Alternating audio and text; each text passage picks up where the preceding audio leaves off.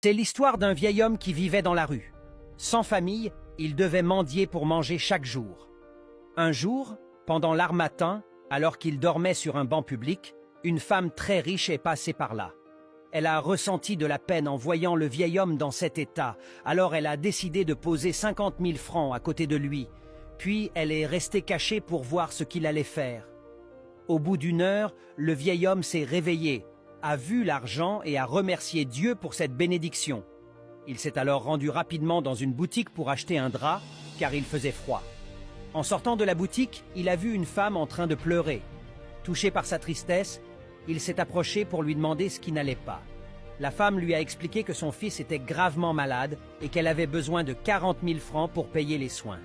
Très ému, le vieil homme lui a demandé d'attendre. Il est retourné dans la boutique pour rendre ce qu'il avait acheté. Ensuite, il est revenu voir la femme et lui a donné les 40 000 francs. La femme, surprise par sa générosité, lui a demandé d'où venait cet argent. Le vieil homme lui a expliqué qu'il l'avait trouvé près de lui quand il s'était réveillé, sans savoir qui l'avait déposé.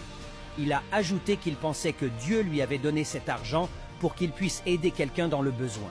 La femme, très touchée par son geste, lui a dit « C'est moi qui ai mis cet argent près de toi. Malgré tes besoins, tu as préféré aider quelqu'un d'autre. À partir d'aujourd'hui, tu vas vivre chez moi.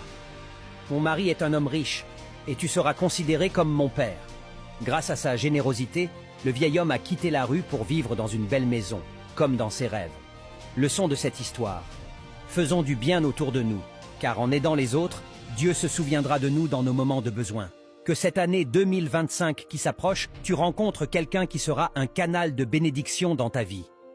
Si cette histoire t'a touché, tape Amen, partage et abonne-toi.